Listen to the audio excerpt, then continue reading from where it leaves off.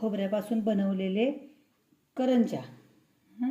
तर आपण पहिल्यांदा ओल्या नारळाचा कीस घेतला आहे पातेल्यामध्ये, त्याच्यामध्ये गूळ घातला, सुंठ, वेलदोडे, थोडं चवीपुरतं मीठ असं घालून हे मिश्रण असं कालवून घेतलेलं आहे।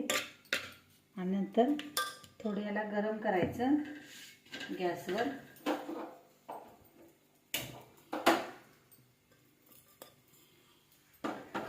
असं थोडं याला गरम करून घेऊ।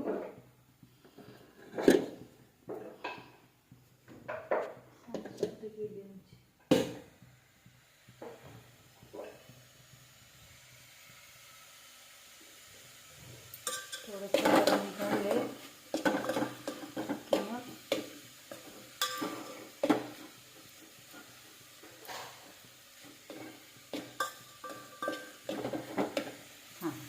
गूळ वितळेपर्यंत थोडंसं गरम करायचं आहे। गरम झालेलं आहे, तर बंद करते।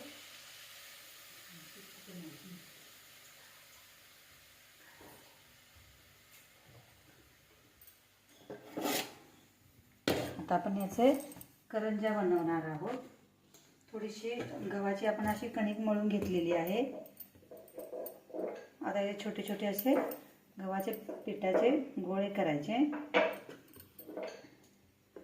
त्याला असं थोडंसं काय लावायचं, तेलावर लाटायचं।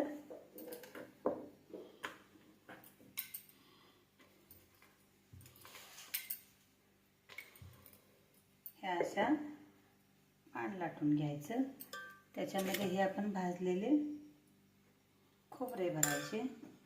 पौष्टिक असं, चवीला छान, खायला पण छान लागतात। रेसिपी करून बघा। अशी ही करंजी होते। अशा करून घ्यायच्या छोट्या छोट्या करंज्या।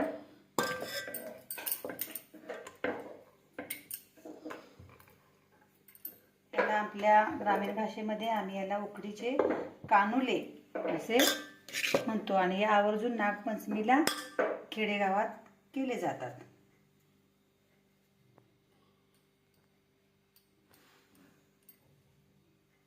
हे बघा, दिसायला असे छान वाटतात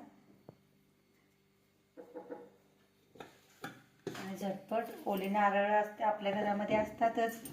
आपण कशाला तरी अमावस्याला दिलेला नारळ वगैरे असतो, त्याच्यापासून मुलांना आवडीनं खायला बनवता येते।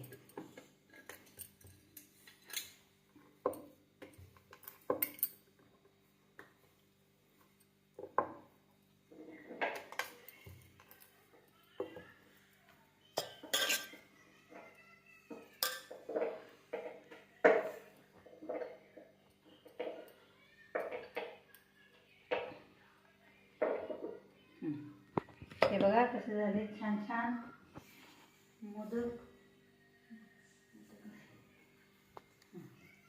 हे अशी करंज्या।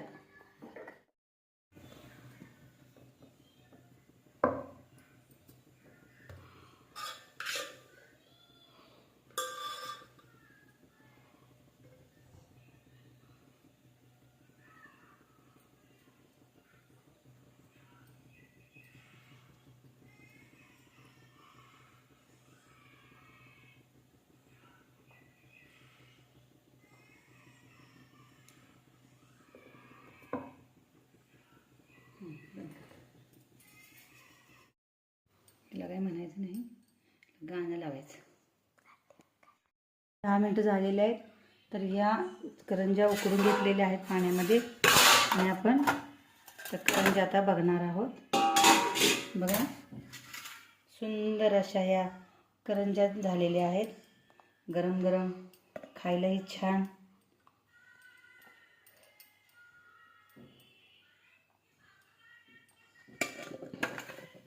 तुम्हाला कशा वाटल्या बघा आणि घरी करून बघा। मुलांनाही आवडतील, तुम्हालाही आवडतील। लाईक करा, शेअर करा। अशा छानपैकी करंज्या झालेल्या आहेत।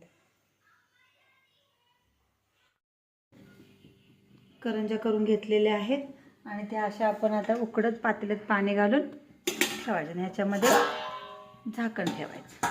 एक 10 मिनटं उकडू द्या.